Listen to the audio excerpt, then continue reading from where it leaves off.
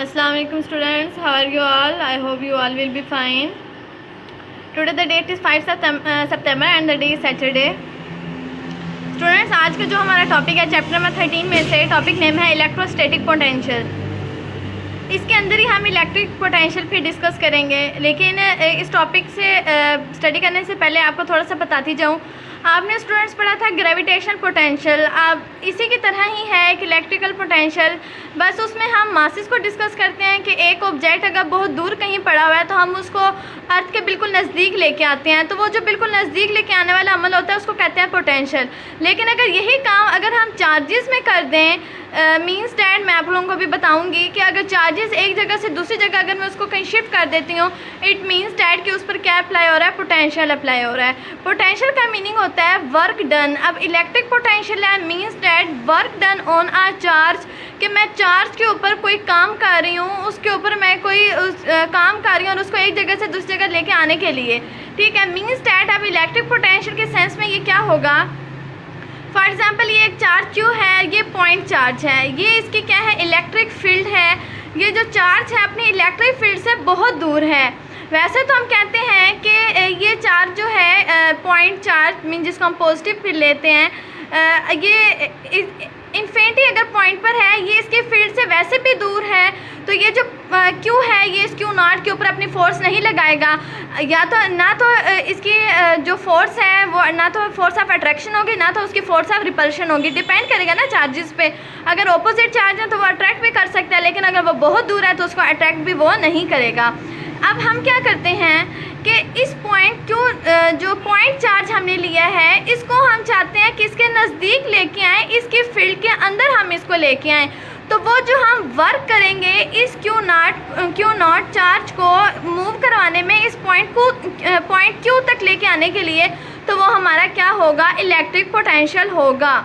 Definition यहाँ right है, read करें। Electric potential at a point, कि इलेक्ट्रिक पोटेंशियल एक ऐसे पॉइंट पर होगी जिसके अंदर क्या होगा, इन इलेक्ट्रिक फील्ड के अंदर, क्योंकि हम पॉइंट क्यू नॉट को हम इलेक्ट्रिक फील्ड के अंदर लेके आ रहे हैं, वो क्या होगी, इज इक्वल होगी अमाउंट ऑफ वर्क डन, उस वर्क डन के बराबर in bringing a unit positive charge, bringing लेके आने में, एक यूनिट पॉजिटिव चार्ज को लेके आने में from infinity to that point.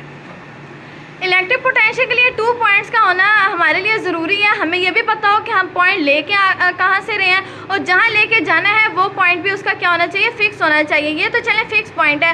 अब वर्क डन क्या होगा कि पॉजिटिव पॉइंट चार्ज को मैं उसके ऊपर वर्क डन करती हूँ, और ये जो पॉइंट क्यू चार्ज उसको कहाँ तक लेके आ रहे हैं, क्यू पॉइंट तक लेके आ रहे हैं, तो वो जो वर्क डन होगा वो इसका क्या कहलाएगा, इलेक्ट्रिक पोटेंशियल होगा। और वर्क डन होगा किसके ऊपर, कोई चार्ज होगा, क्यू होगा, जिसके ऊपर हम क्या लगा रहे होंगे, मीन्स उसके ऊपर वर्क डन हो रहा होगा, और वो इन्फिनिटी से ये जो फिक्स पॉइंट चार्ज क्यू है इस तक हम उसको लेके आएंगे, ठीक है। अब नेक्स्ट देखें क्या है हमारे पास, इलेक्ट्रिक पोटेंशियल का फार्मूला क्या होगा।